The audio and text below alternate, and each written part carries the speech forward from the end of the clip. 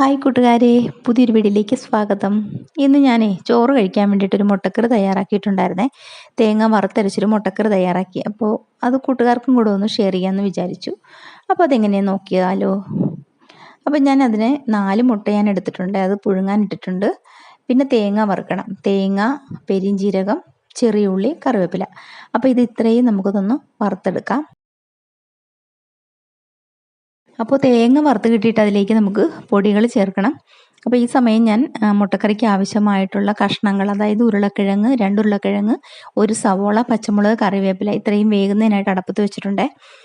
അപ്പോൾ നമ്മുടെ തേങ്ങ വറുത്തിട്ടുണ്ട്. ഇനി ഇതിലേക്ക് പൊടികൾ ചേർക്കണം. പൊടികളുടെ അളവ് പറയാനാണെങ്കിൽ നമുക്ക് വീട്ടമ്മമാർക്കെല്ലാം ഒരു കൈയളവ് തന്നെയാണ് അല്ലേ. അപ്പോൾ ഞാൻ അളവ് നിങ്ങൾക്ക് വേണ്ടിയിട്ട് ഞാനിപ്പോൾ പറയുകയാണെങ്കിൽ മല്ലിപ്പൊടി 2 ടേബിൾ സ്പൂൺ ചേർത്തിട്ടുണ്ട്. പിന്നെ മുളക് പൊടിയും ഞാൻ എരിവ് കൂടിയതും കുറഞ്ഞതും ഉണ്ട് കേട്ടോ, രണ്ടും കൂടെ ഞാൻ ചേർത്തിട്ടുണ്ട്. അത് രണ്ടും ഓരോ സ്പൂൺ വീതം ചേർത്ത് 1/4 ടീസ്പൂൺ മഞ്ഞൾപ്പൊടിയും ഗരം മസാലപ്പൊടി ഒരു സ്പൂൺ ചേർത്തിട്ടുണ്ട്. അപ്പോൾ എല്ലാം കൂടെ നന്നായിട്ട് ഇളക്കിയിട്ട് ഇതിൻ്റെ പച്ചമണമൊക്കെ ഒന്ന് മാറട്ടെ. അപ്പോൾ തണുത്ത് കഴിയുമ്പോൾ നമുക്കൊന്ന് അരച്ചെടുക്കണം.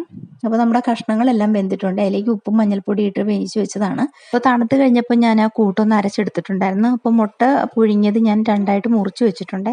പിന്നെ അരച്ചെടുത്ത അരപ്പും കൂടെ കറിയിലേക്ക് ചേർത്ത് അപ്പോൾ എല്ലാം കൂടെ യോജിപ്പിച്ചിട്ടുണ്ട്. ആവശ്യത്തിനുള്ള ഗ്രേവി ഉണ്ട് ഇപ്പം തന്നെ.